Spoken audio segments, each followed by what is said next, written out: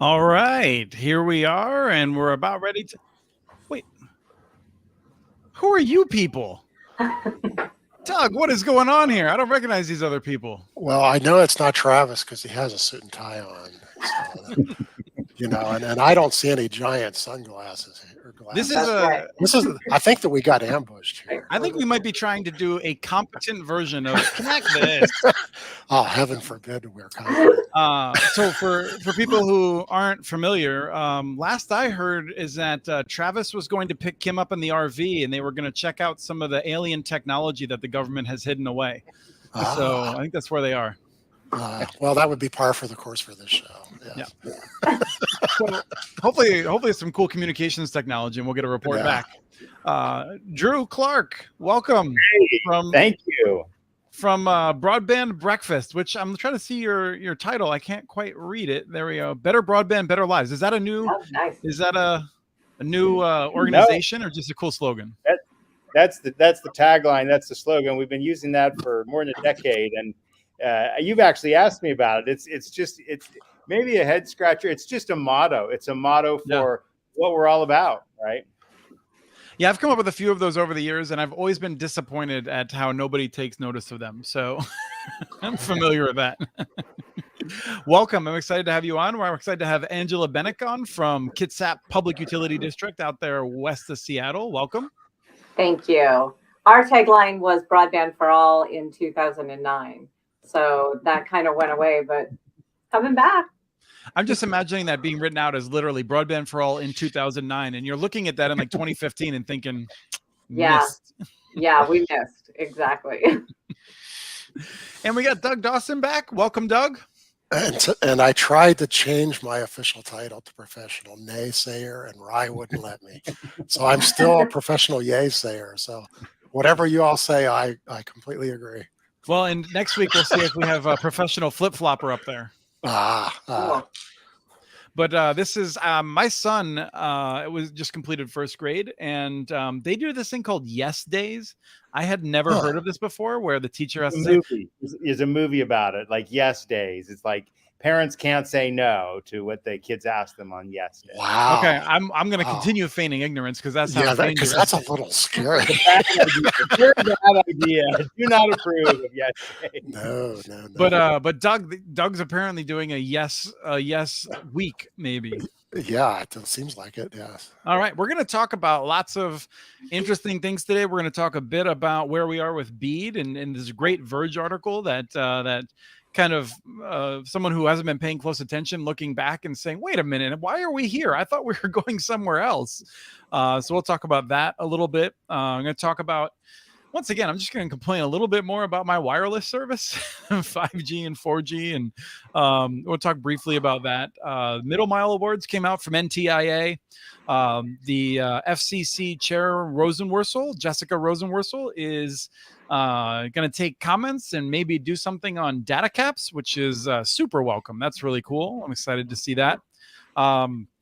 Talk about capacity. Doug wrote a blog post about people capacity, and I was just hanging out with John Chambers recently. We were talking about the kind of connections that people take. We'll hear from Angela about maybe what they see with the different packages on different ISPs, and then maybe just a little bit about like what's going on with Reconnect or something like that. Maybe whatever we want to talk about. Whatever people put in the chat, we'll start off talking a little bit about Kitsap Public Utility District and what they're doing and the role of local utility districts. So with that, we should probably just jump into it. So Angela, why don't you tell us just a little bit about Kitsap Public Utility District and how you're not just like any old municipal ISP. Excellent. Thanks, Chris. We really started as a water district. And in 2000, PUDs were given the authority to be able to provide wholesale broadband service in Washington State.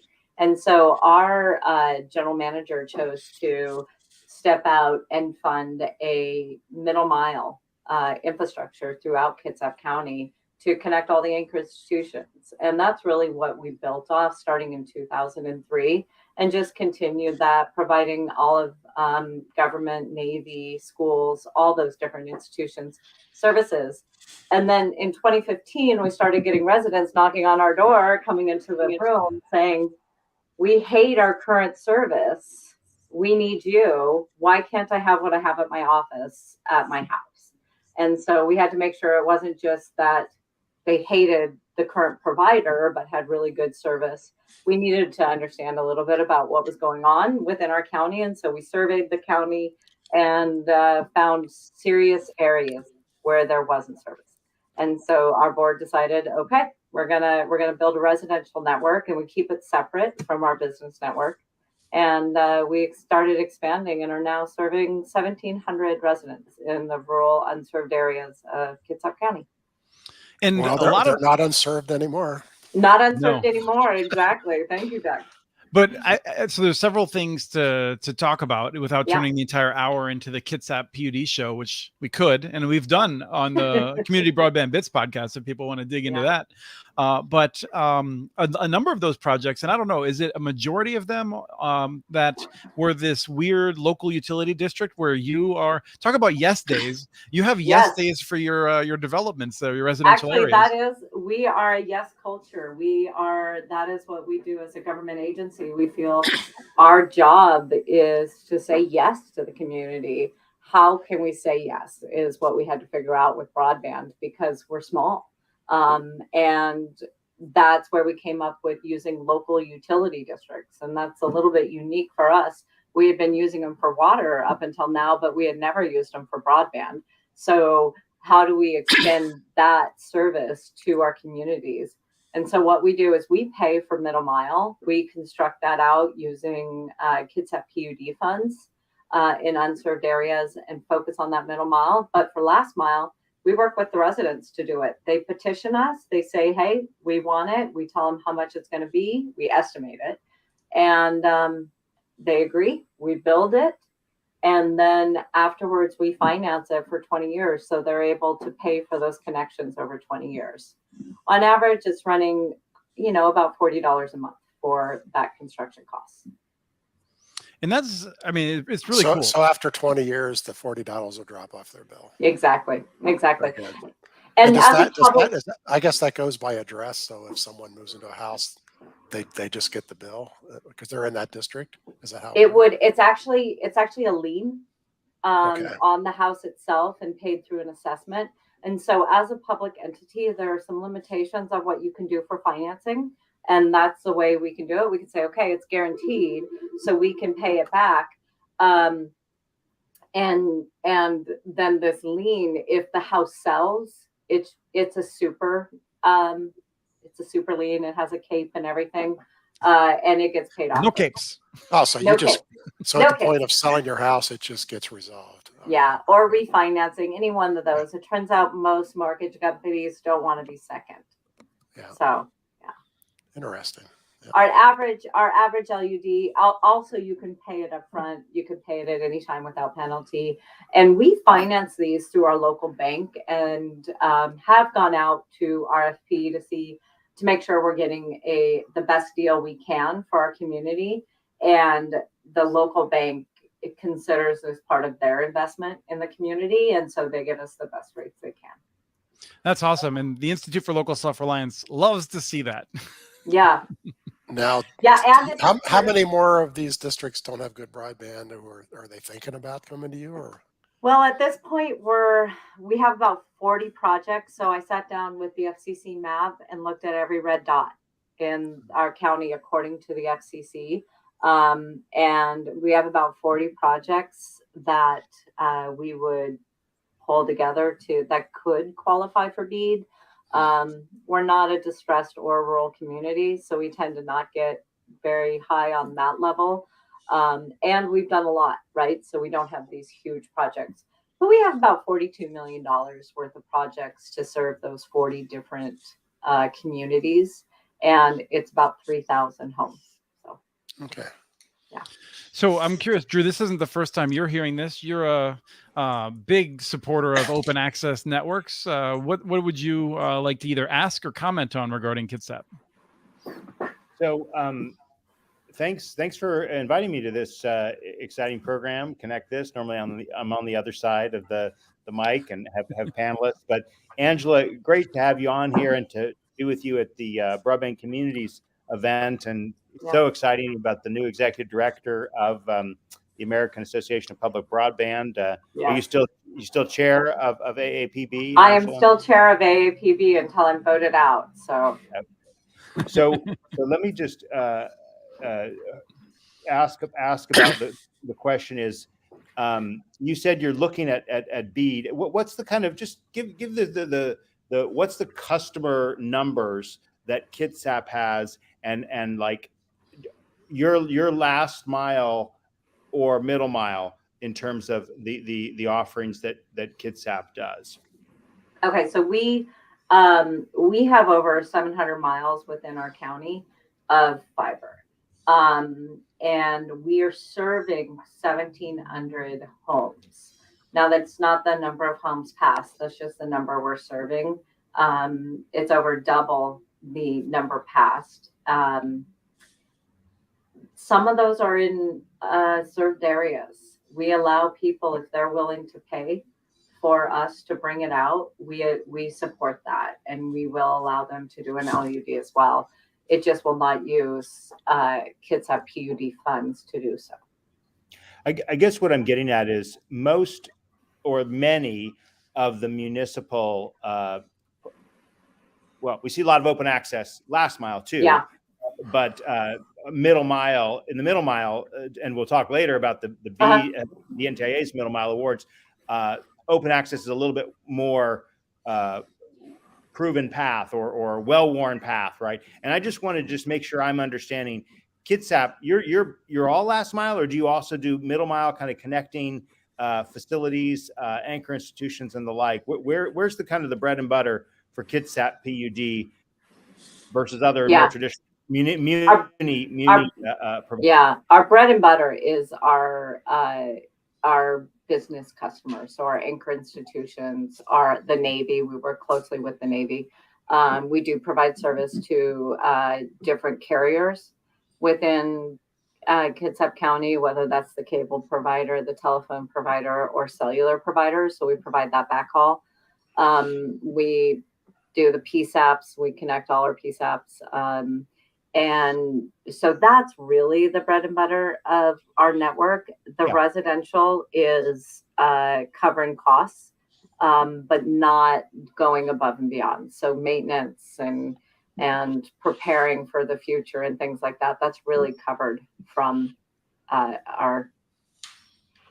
thing. So, now I'll talk a little bit about open access. So we're 100% open access, and we're committed to that. We don't want to be a monopoly. I think the challenges we've had in our community, and I think that can stand across the nation, is because there's monopolies and there's not that competition and that challenge associated with it. And I think that's one of the biggest things in how BEAD changed, right? And how it started to say, we're going to support this competition happening. And we're gonna, it's a capitalist situation, but without competition, it's just extortion. And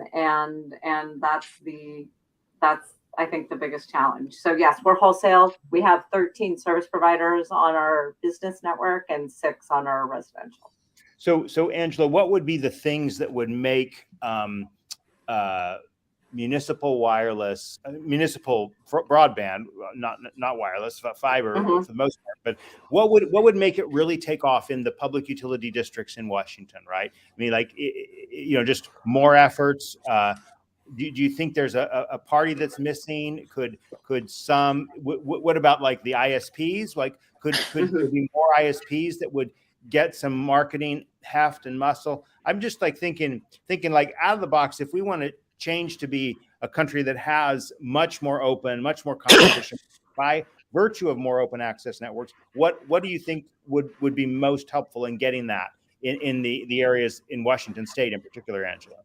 Besides money. Yeah, I was gonna say $100 billion, like President Biden suggested.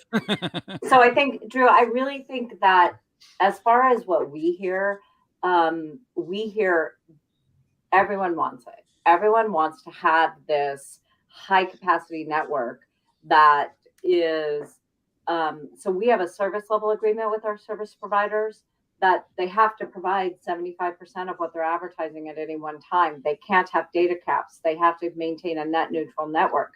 People want that community network. They want that infrastructure at their house. And we hear it, but they also want it for free. So there is that balance there. So really, it would take money for us to do it. You have some PUDs in the state of Washington who have built out to 90% of homes.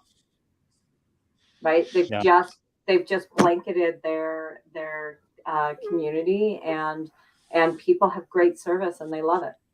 Yeah, I was just talking with Jim Ballard yesterday. We were going over some of the history of this, and it's also worth noting that Grant County, for instance, and Chelan, who were pioneers in this and have been very aggressive. They had a money tree, which was wholesale power sales to the state of California, to businesses in California, and that did help make it happen in ways that we would not see it repeated elsewhere. But it helps when you have the Grand Coulee Dam in your county. Exactly. It's when you're printing money, it helps a lot.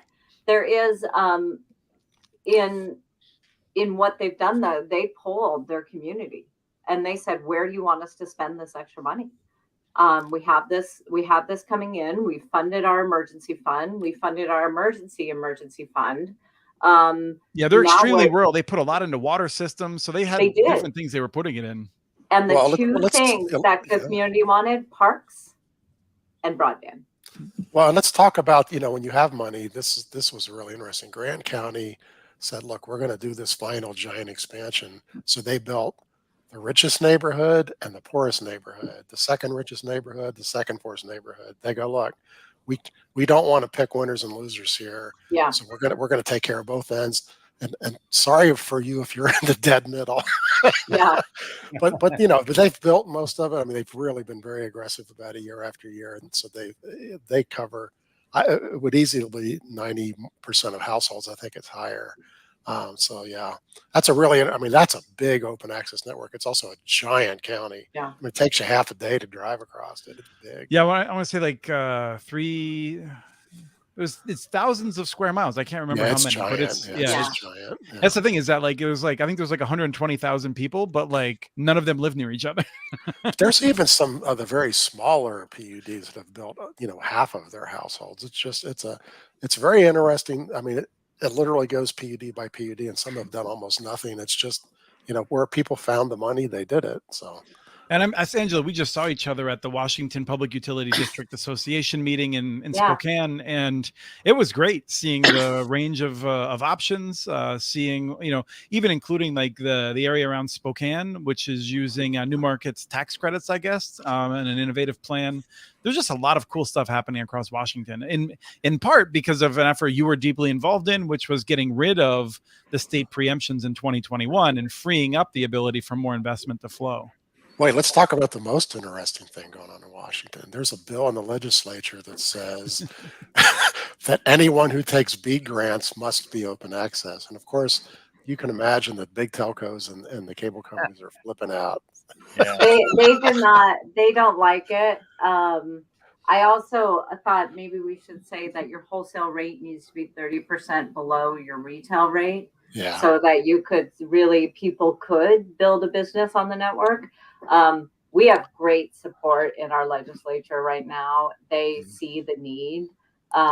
They definitely see the need to do this. We just don't have the funds. And when you have these BEAD dollars that keep getting talked about, they don't want to allocate state funds because these BEAD dollars are coming, right? We don't need the state funds. And so that's kind of challenging too, because we all know that that's not going to be seen anytime soon. Right. We're not going to see any of those till like 2025. Do you think that legislation has any chance? No. Okay. I mean, no. But it got lobbied. I assume it got lobbied dead, right? Now, so there is open access requirements if they're funded by public funds, state funds, not BEAD.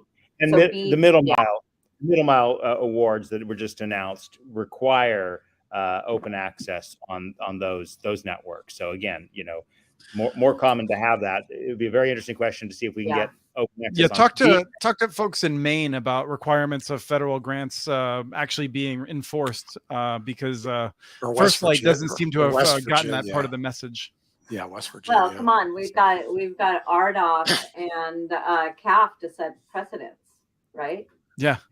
We don't have to enforce what people said they were going to do. I would trade a lot of the paperwork on the front end for a little bit of enforcement on the back end. That's fair. I agree. How else, Drew? How else could we help? What about the finance? Yeah, exactly. Yeah, could we finance customers doing this? I do believe that's our next step, to be honest, and looking at where we're at and saying, what is our next step? How do we do it? And how do we be fair to the 1,700 customers that we didn't finance doing this, right? And so really working through that right now to see what our next steps are and how we can do that and how we can support not having liens, right? Because a lien means you own a home. What if you're a renter and you want it and the homeowner isn't willing to do that? So there's a lot of different things that we are looking at that right now. Ezra, who has a wonderful headshot. Sorry, hold on a second. Ezra, who has a wonderful headshot, wanted to ask about the you said about the retail or the wholesale rate being 30% under the retail rate. Can you just unpack that a little bit? Yeah, I looked around. I worked with some other people within Washington State, and I looked around at different entities' retail and wholesale rates, and you are consistently about 30%. So if you said, all right, if we require you to have a wholesale market that is 30% below your retail rate, that will be considered a fair market value. And actually putting that number to it. Now, that didn't happen. They ended up adopting the language from BEAD, from the NTIA, and putting that into actually our capital appropriations.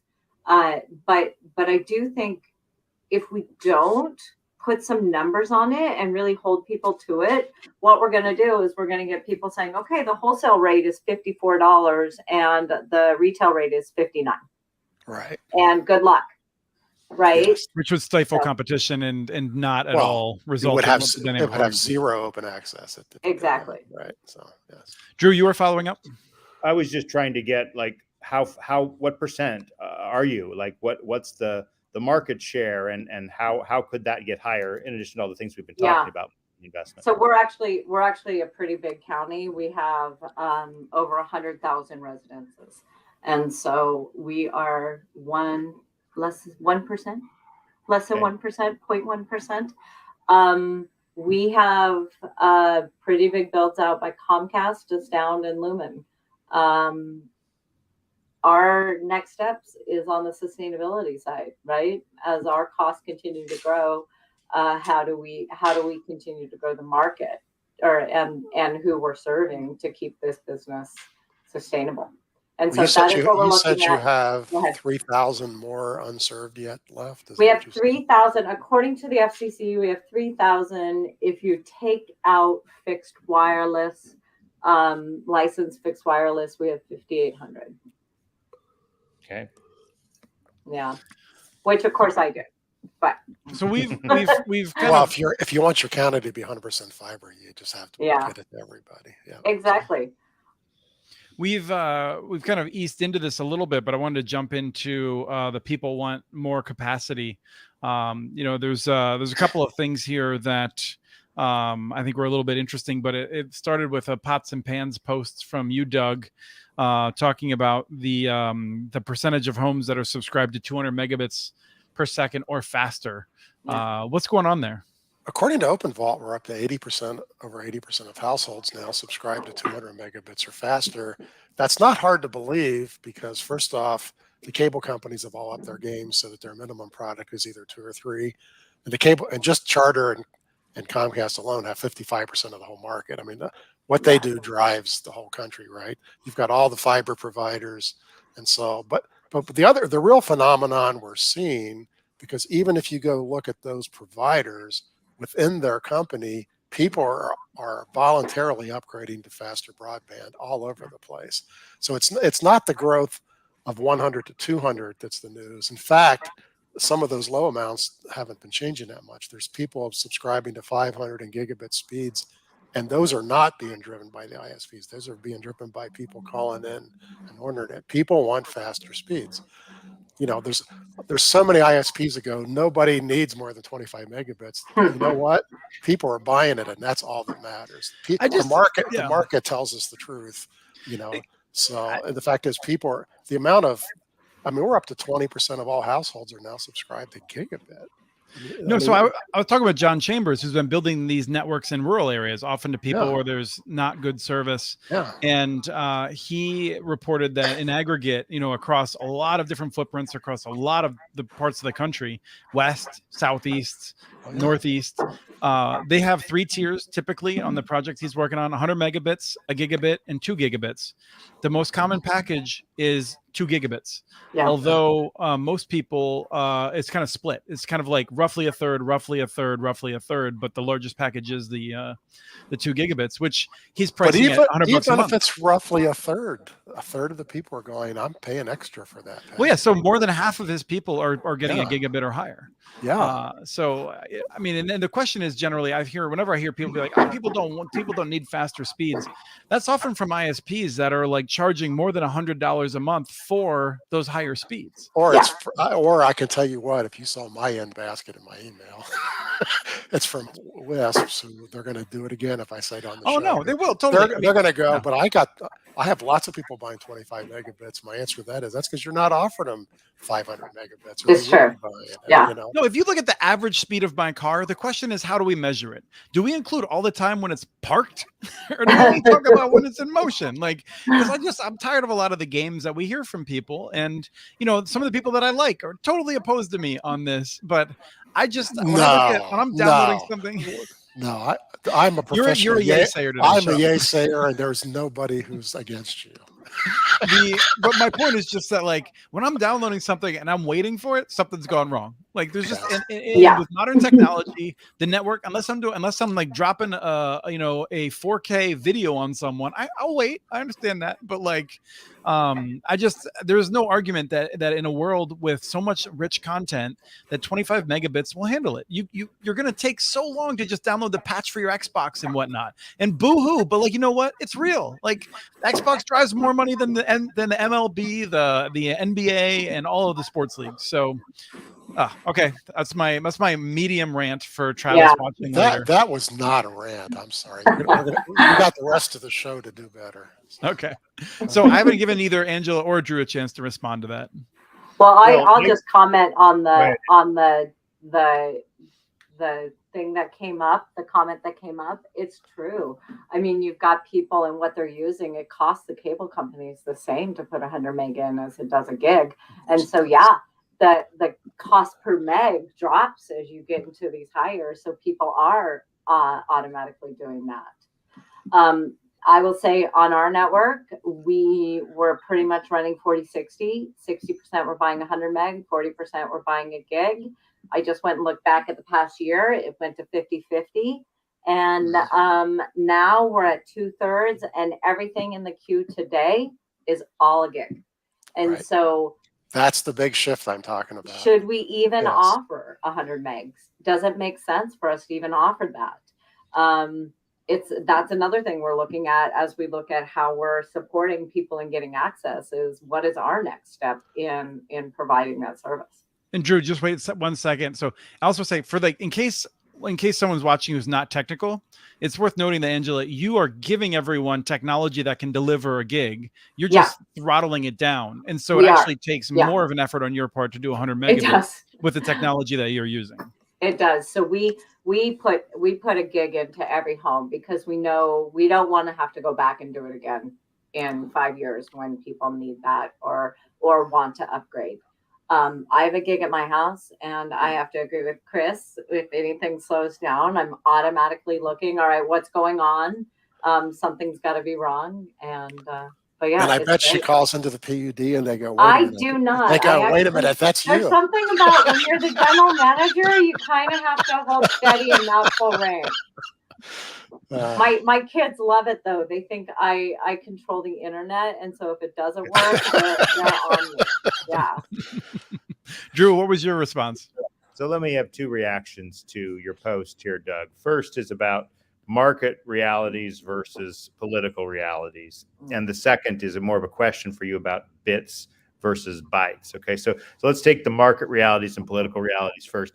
I mean, thanks for this post. I think it's great, and to kind of have some real numbers that people are choosing higher speeds when they have that choice. And look, I mean, I couldn't have this tagline, better broadband, better lives, and not want higher capacity speeds. It's just here in Washington, we spend so much of our time arguing, is 100 by 25 too much? And that's absurd, of course, right? And I love your line that the day of talking about 100 megabits per second being an acceptable broadband speed is now behind us. Well, that's good to know, of course, because we are still fighting for 100 by 25, right? And I think, the kind of reaction that we're seeing, and this makes sense to me, is that, as you push 100 by 25 or really 100 by 100, and our, reconnects, our rural utility services reconnect is pushing 100 by 100, which is a nice change to see, USDA pushing for a higher speed than perhaps others. That's getting us to the technology we need, i.e. fiber, so that we have it. So it's like we're definitely kind of fighting the political versus the market game, but it's great to see these numbers. Now, the second point / question is about bits versus bytes. And obviously, when we talk speeds, we're talking about bits, megabits, gigabits, et cetera, that are transmitted over the course of the network. And then when we're talking bytes, 8 bits, we're talking about the actual amount of capacity that people use, right? And normally we associate that with wireless networks because we've been throttled for so long on wireless networks. Throttling on wired networks is not really a thing, although we keep hearing about it. We keep hearing it's going to be a thing. It's not really a thing. But I want to ask you, like this, the headline here and your post, Doug, is about gigabytes, the 560 gigabytes of broadband usage per month, right? So how do you kind of relate these? Like, how does having higher speeds on the throughput and the gigabits relate to the amount of bytes that people are ending up using after a month? And Doug, wait 1 second. I just want to note, again, for people who might be less technically sophisticated, we're talking about bits. It's usually speeds, things in motion that are moving from point A to point B. Bytes is the cumulative usage, the amount of files that have been transferred over that time period. So that's kind of the question. And it's the $1 million question, Drew, because there's no direct link. You can't just go A equals B. But what we have seen on the byte side, we've seen since pre-pandemic that households are now using twice as much broadband per month. They're using twice as many bytes per month. I mean, it's more than doubled, and that's not very many years. On the speeds, we've seen, again, 80% of the homes now have at least 200 megabits, the speed. They're both going up at really tremendous rates, and I believe that the bits are going up faster right now. People are upgrading much faster than they're just using more. To some extent, one leads to the other because I totally disagree that there's no throttling. There's definitely throttling on some of the other technologies. I mean, cable companies still have their terrible upload speeds. And as soon as you unleash that, I think people do use more automatically. They feel comfortable to use more services. I mean, there's a lot of households I know who still say, get off the internet now, I have to do something. That's throttling yourself because the technology is throttling you, right? So I think that once you have the fiber, you no longer ration anything, except if you're Chris and you have a data cap. If you have a data cap, you still end up rationing yourself. Data caps are another rationing tool. But so the fact that we're getting faster speeds lets people feel freer to use more capacity, but one doesn't lead to the other. The capacity is mostly growing because we use more things on the internet. I mean, I hardly do anything anymore that's not cloud-based. I mean, almost any software you use, any app you use, they're all in the cloud. And all of a sudden, we're passing things back and forth. People do not realize how much upload. The national upload's now 39 gigabytes per household, but that includes the half of the country who doesn't use the cloud. So for everybody else, it's 70, 80 megabytes a month. That's a lot of uploading. So I Yeah. realize I'm not the normal person, although I think I'm Well, generally no, a few years in the future. You are not a normal person. This I'm will be sorry. more This common is in the where future. I'm not a yaysayer on that. But last year, Rye convinced me that I should build my own PC because I do so much Photoshop Express, not Express, Photoshop Lightroom, where I'm processing hundreds of photos, I'm exporting them, I'm doing this and that, and I do schedule my uploads to be in prime time because as long as I have a data cap, damn it, I'm using that in prime time. So I do it in the evenings when everyone else is trying to use it. But I have a laptop that I travel with, and now I also have a little Windows tablet device that I also travel with. So everything's in Dropbox, and I'm just constantly, and everything's like in the cloud. And so I'm constantly like trying to open up a file.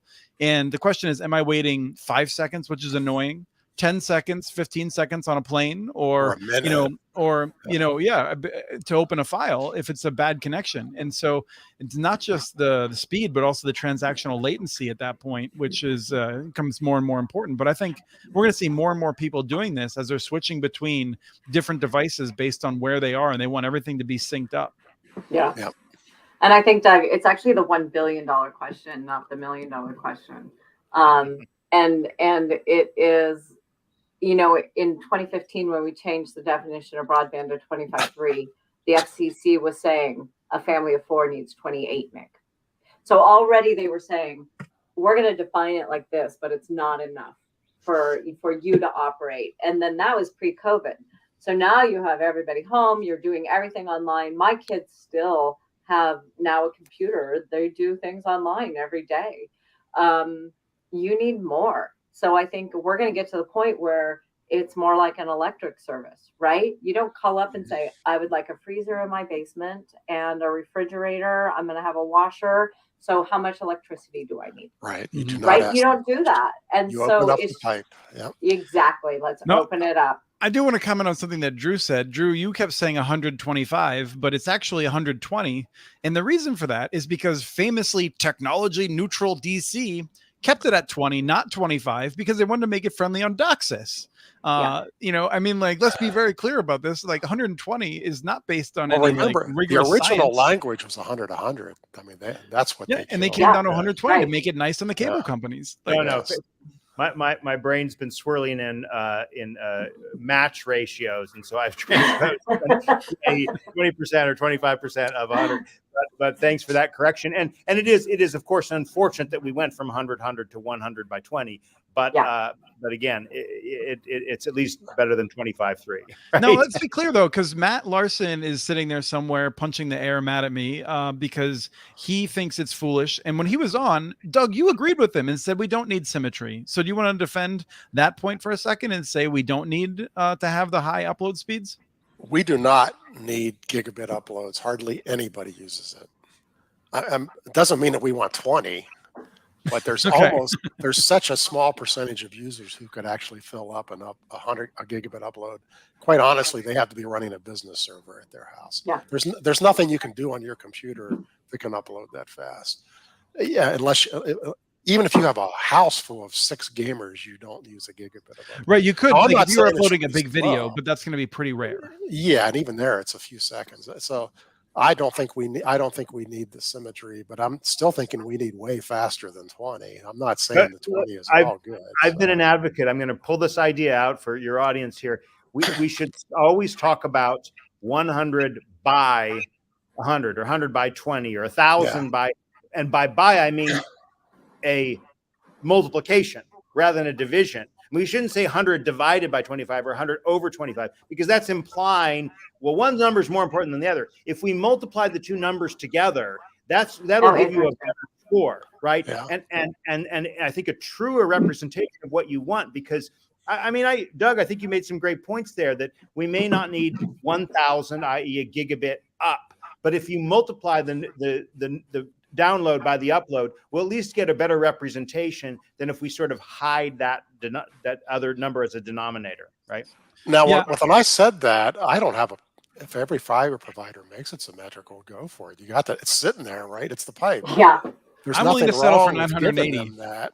But yeah, well, you're probably willing to settle for 100 by 500. You'd probably be just as happy. But No, I think, but yes. I want to say, like, I do think there has been a little bit of an over-reliance on the idea of symmetry. I feel like I couldn't care less if it's 500 by 300. Like, the question is, at a given Yes. time, is it meeting the needs? And Is I it do enough? think Yeah. my 40 megabit upload is constraining me, and it is frustrating at times. And I would very much like to increase that. And I look forward to increasing that as soon as the And a drop giant wire percent of is the attached people in out the here. country don't have 40, so you're way Yeah. ahead of them. Well, and I pay a pretty penny to Comcast for it. So That's right. No, You're and right. we're gonna fund them to get to 20, maybe, right?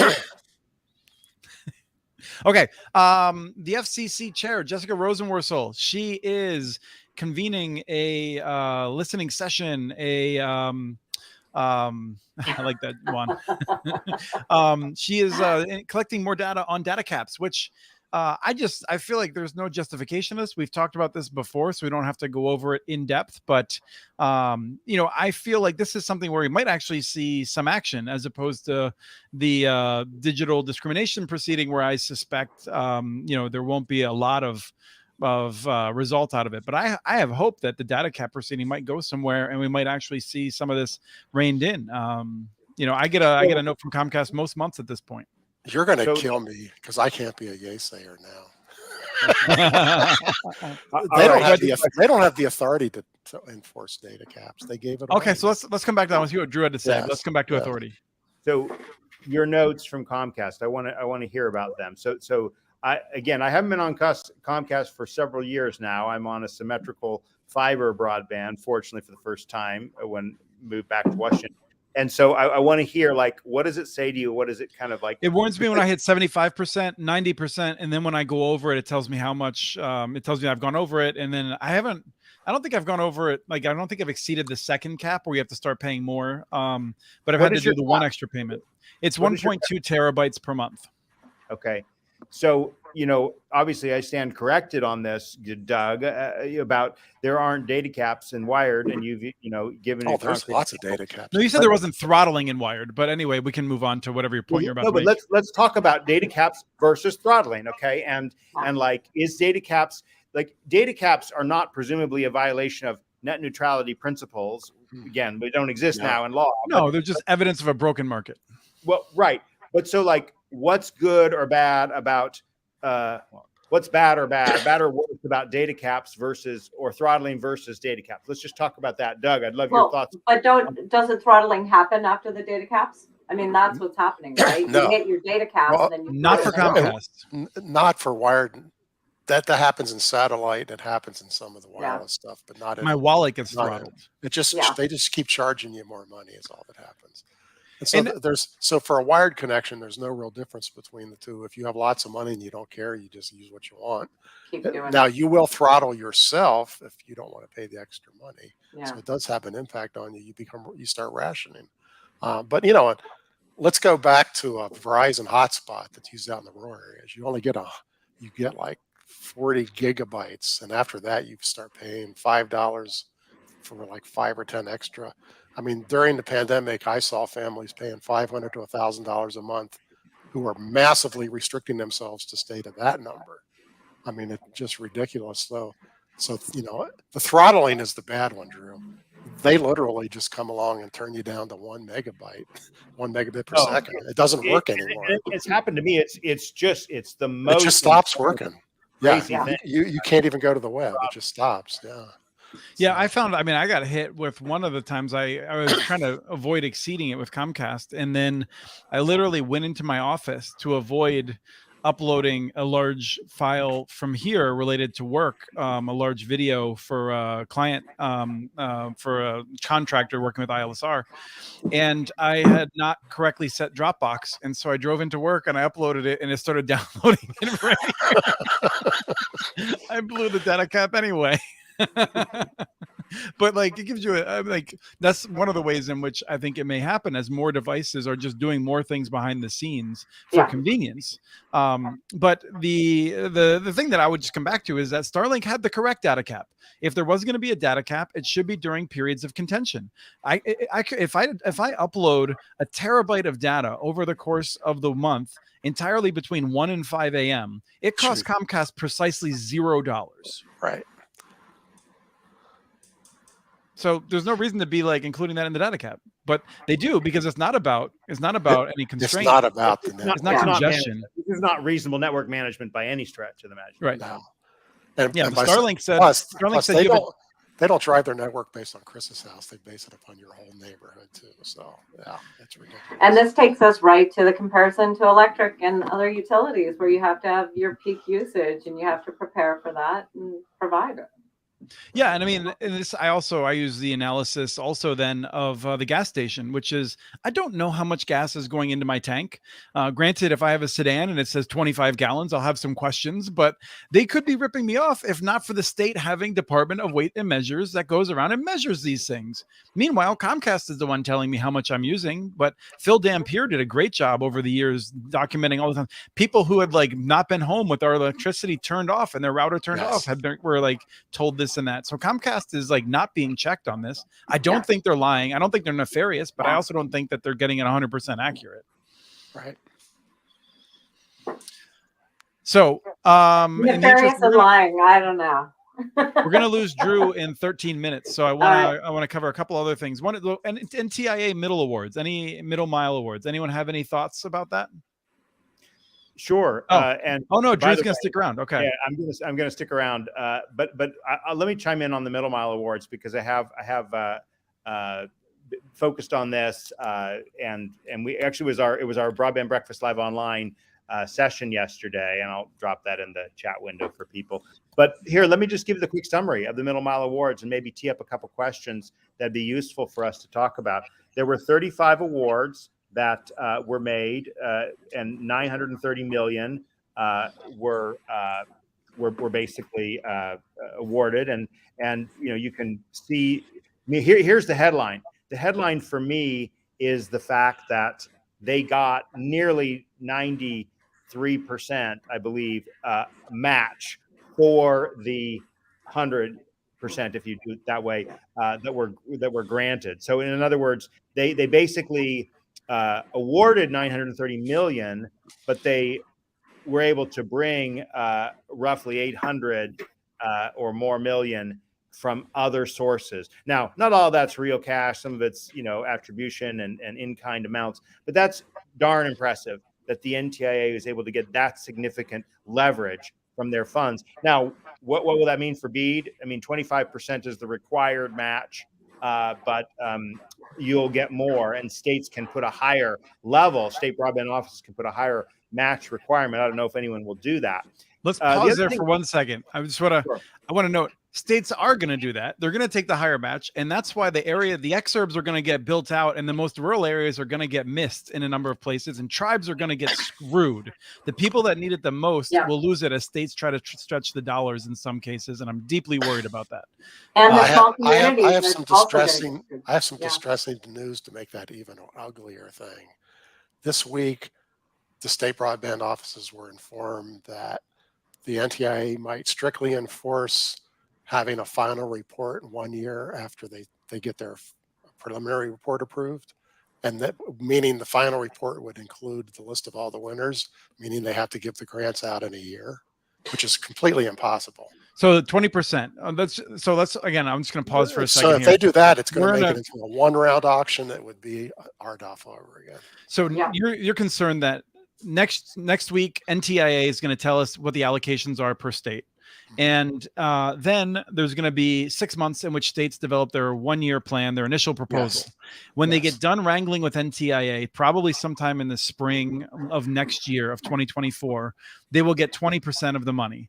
And that kicks off a 4-year window in which they have to spend all of the money, and they won't get the rest of the money until a year after that date next year.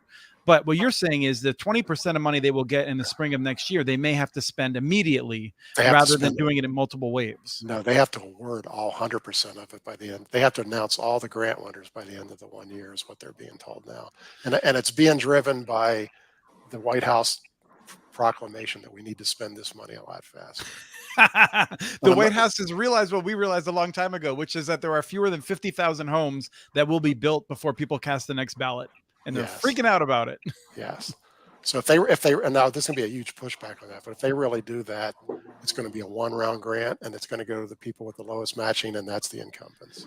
And then there will be 80% of the money left over. Sorry, that's Angela. all it's going to do. It's just going to go to the incumbents because they have the money to put forward.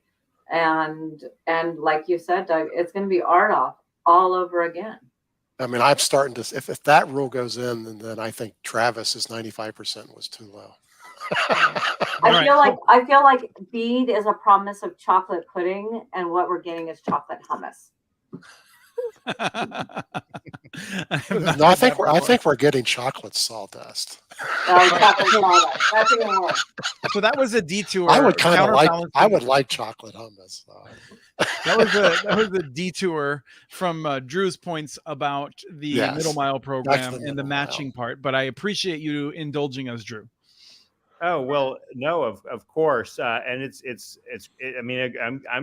great to be on this show. You know, obviously we talk a fair bit, Chris and Doug. I haven't talked recently, but just to hear this perspective is great, right? Because maybe I'm coming at it from a too optimistic perspective that getting a higher match is good, but you're kind of pointing the counter, and we'll dig more into that. The second big takeaway that I wanted to share out of the announcement is the real diversity of entities that received awards, right? About half are middle mile awards, about half are private companies, but the rest is sort of split among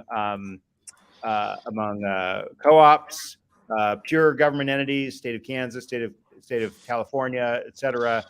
Utilities, there were some utilities that received awards, co-ops, economic development units, and a tribe also received an award. So I think that there's a lot of cooperation going into these. These are big awards. The smallest was 2.7 million. The largest was 88.89 million. So very substantial projects coming out of this.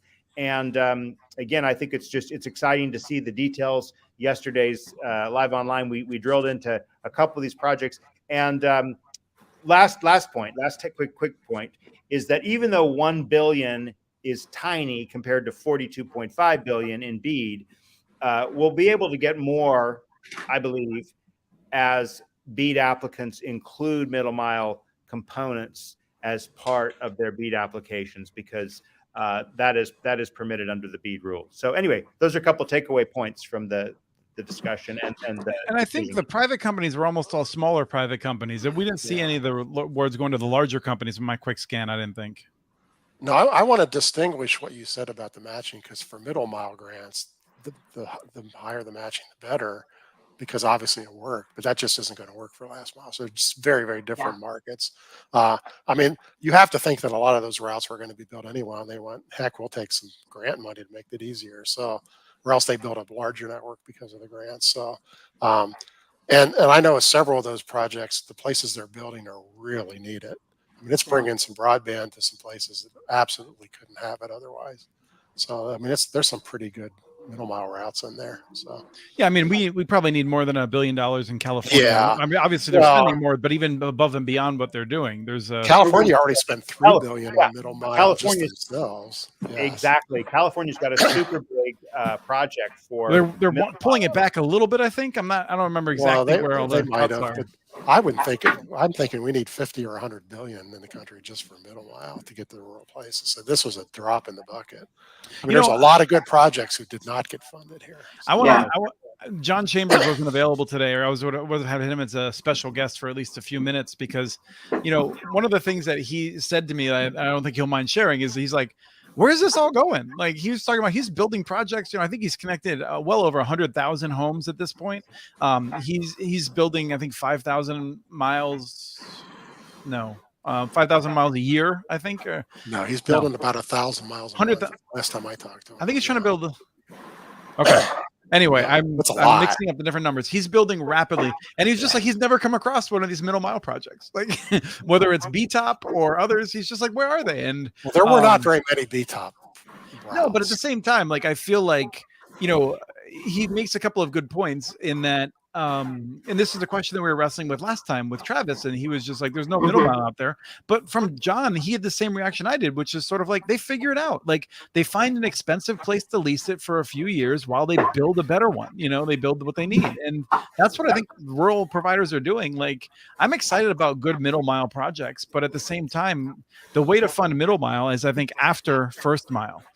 Which may be counterintuitive, but once you have working last mile networks, you have business cases for middle mile networks. I disagree a little bit because just look in your state, the BTOP program that went all the way up to the Canadian border right through. Yeah, the Northeast Service Duluth, Cooperative. That one really opened up a bunch of counties to get broadband. Yeah. Would not have otherwise gotten it. So, we had multiple years in which during the year there was more than a 24-hour outage because of Quest lines in Duluth getting cut. Now CenturyLink, now Lumen, now whatever else, but so I agree with you that some of those were really well needed, but when Border Patrol has no communications because there's no redundancy, there's a real problem. Well, there were several BTOP grants that were very aptly named Fiber to Nowhere. Let's not forget that. Right, but I guess the problem I have is that then you have ones like the 3-ring binder in Maine, which lots of people will whisper to you is now a disaster because of the private ownership. Wait a minute. West Virginia gave their BTOP route to Frontier. They just gave it to them. Yeah, wisdom. It's no longer open access. We have a BTOP one in Washington that we're still using. Well, and the one in Oregon, the Clackamas route seems to have been really good. I know Sandy used that, and I think lots of other folks have used that. So there were good ones. EagleNet in Colorado was a total dog, a disaster. So we had a range of results there. Yeah. But there was a great one in Appalachia along the Virginia border. There's been some good ones, and there's been dogs. Yeah. So. Now we talked a little bit about this in passing, but this article from The Verge is worth just noting about, just to quickly stress over. But Biden did talk originally about $100 billion and structural changes and this and that, and then all the rest of us I think are used to this sort of a thing. But this article from The Verge is well worth reading and talking about just the ways in which we accept the playing field being totally tilted in favor of the big cable lobbyists and whatnot. At this point, we went from $100 billion to try to bring better internet access to everyone to $42.5 billion, mostly for probably incumbents to build out only in rural areas where there is no competition, no changing of the market. And yet the Biden administration never really changed their rhetoric. And I think that they are going to be hoisted on their own petard on that. They're hoping that, one, it's way after elections, and two, that there will be enough people happy that they get broadband that'll drown out the ones who don't. Most of those people are voting for Republicans. I don't know if you've looked at a map lately. I know. Well, that's the most amazing thing about this, that the Democrats pushed a program that largely benefits Republicans. Yeah. So that's the way it ought to be. It's the way it ought to be. Yeah, that's the country I do want to live in. Go ahead, Drew. Yeah. Well, 2 points on this. One is that, I do think it is sort of the unfortunate but inevitable result that BEAD becomes more rural. And I would have desperately liked, I still have some hope that states will put pressure on not really 100 by 25, right? Or 100 by 20 broadband to get service, over those networks, those weak networks are simply not really meeting that standard, right? So that would maybe help non-rural areas, exurban, suburban, rural areas, urban areas that do not have anything close to 100 by 20 broadband.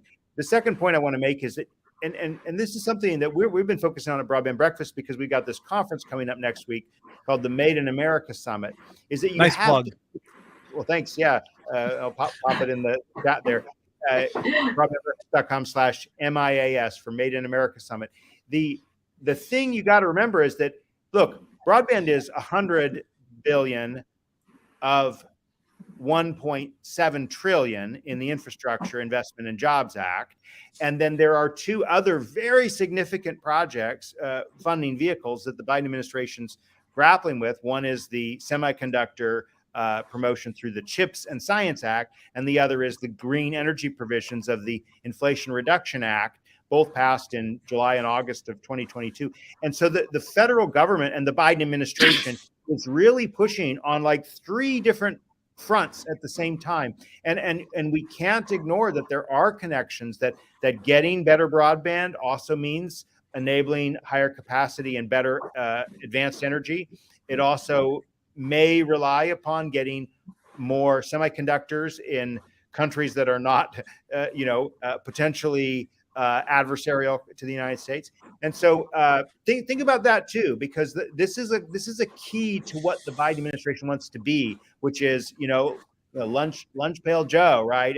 And supporting infrastructure development and supporting better opportunities for blue collar workers and supporting rural areas. So I don't think that we can be as cavalier as saying this is all going to go to a bunch of Trump supporters, because it's part of making sure that America doesn't give up on very important values for its future: infrastructure, better energy, and domestic manufacturing. I would just briefly say that Trump voters are Americans who get to vote. Like, I'm not trying to delegitimize them. I'm just pointing out a political irony, but I open it up for Angela and Doug as well. We don't touch anything Chris opens up. So that's a rule here, Angela. That's a rule. Thank you. Yeah, let's sit here and make him talk more. No, I mean, this is something that, Doug, we've talked about before. And I recently was talking with someone who was saying they would be interested in talking to rural voters to say, look, here's the thing. Your internet access is going to cost $20 a month, or, just picking a number. I don't know what the actual economics of it are. If most of it is made in America and it's going to take longer to build, is that a sacrifice you want to make? And my immediate response to that is, this is a person who's shopping at Walmart. So probably not. That doesn't mean they're wrong, though. Doug, you and I have said that we're. I can tell you one thing. This whole thing, rural America is a lot poorer than people think it is, and they're very price conscious. I've done hundreds of whole countywide surveys, and $20 makes a real difference on whether they'll buy it. You can bring the fiber to their house, but if it's $20 more than they think they should pay, they just won't buy it. And prices, they're very, very price conscious, and that's the real bad part about Charter getting these grants to bring $92 broadband, which by the time it's built, it's going to be $115 broadband, because they're bringing it to the wrong markets who don't want $115 broadband. So, and that has nothing to do with politics. That's simply the fact is, the rural folks in general, aside from counties that are all dairy farmers or whatever, most of rural America is just not very wealthy. So. And I think the challenge we have on that is that now you have everything on the internet, right? Yeah. You're saying it's going to cost you this much now to just talk to your doctor or to apply for a job or to do anything.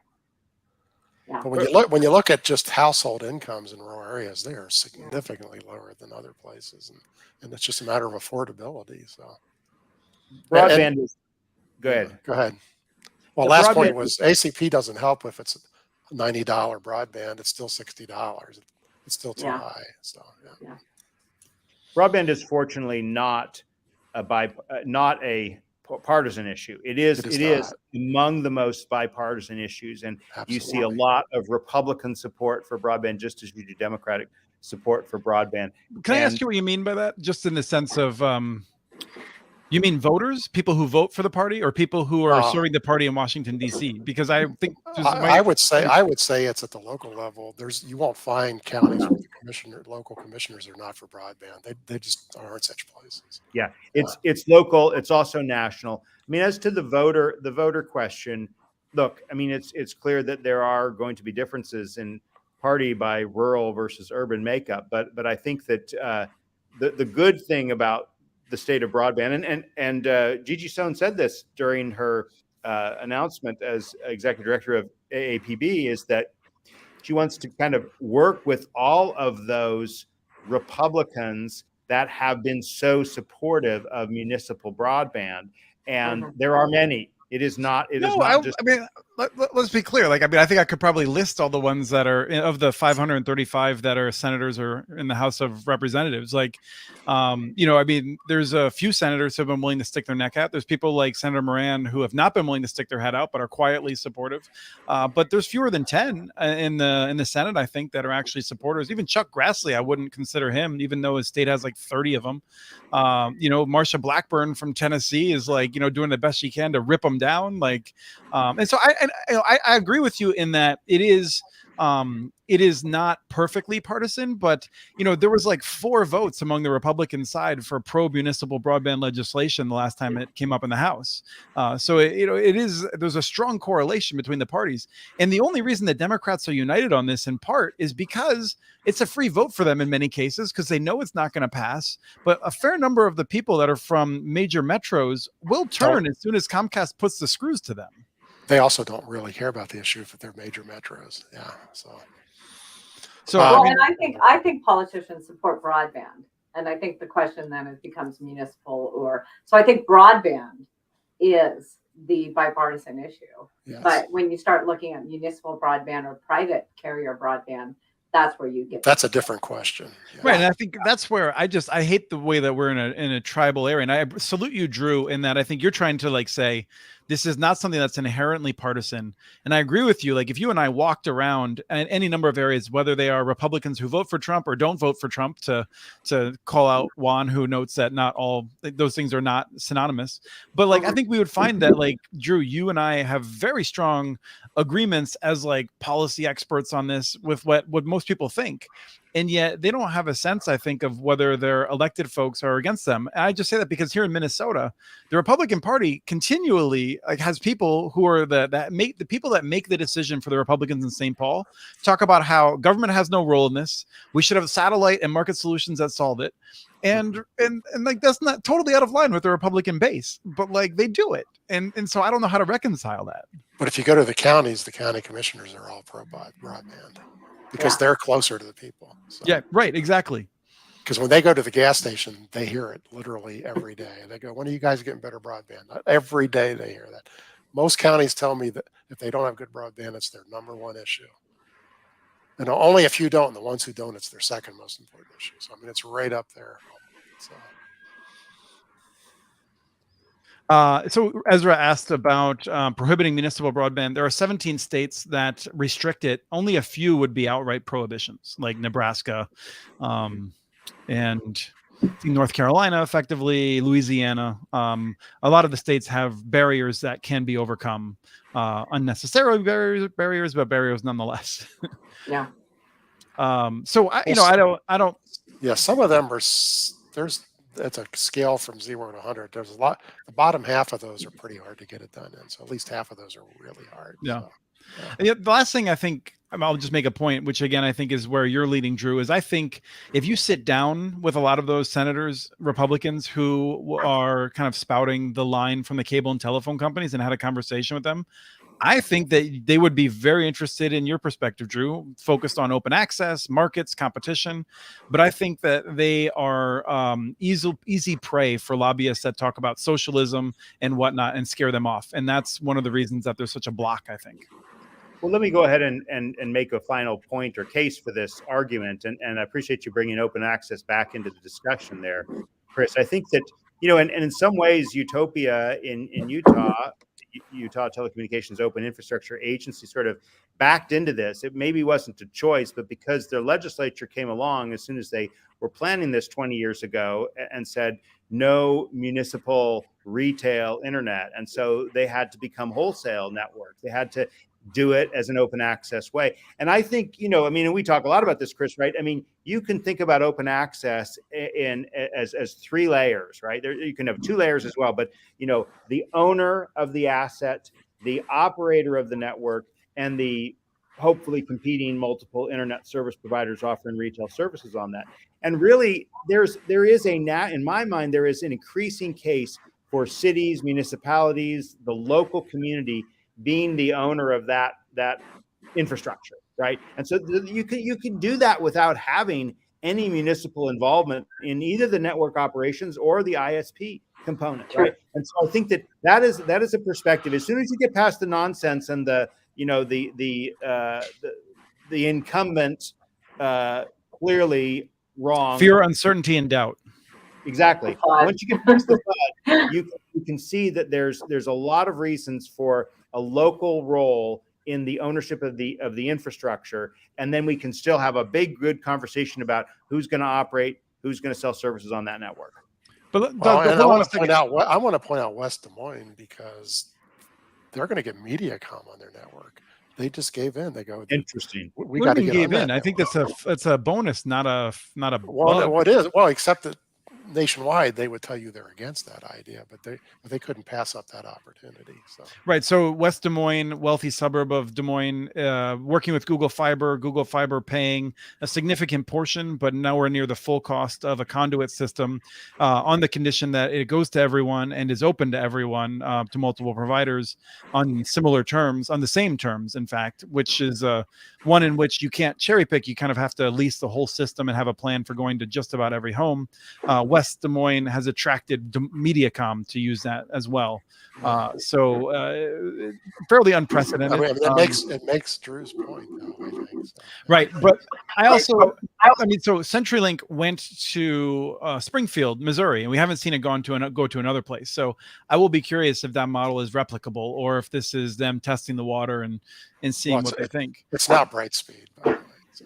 But I do want to I want to remember what I was going to say about that, which was you, Drew, I think made a point that I agree with. But I think this is where the challenge is. Local governments may want to get involved with this, but I think they are afraid that their voters don't support them putting taxpayer dollars into it. Because when you go from a retail environment, which is hard enough to make it work, and then you go to open access where you're now splitting the revenues, it becomes even harder for a financial case to work. So Angela, I'm curious if you have a sense that, my sense is I think a fair number of local governments actually would be shocked at how little cost it is relative to other things that they do. You know, you started the public utility district is a water plant. If you total up all your fiber assets and compare them to your water assets, what is it? 5-10%, maybe 15%? Like water is expensive. Water is super expensive. Cities do it all the time. But fiber is comparatively cheap.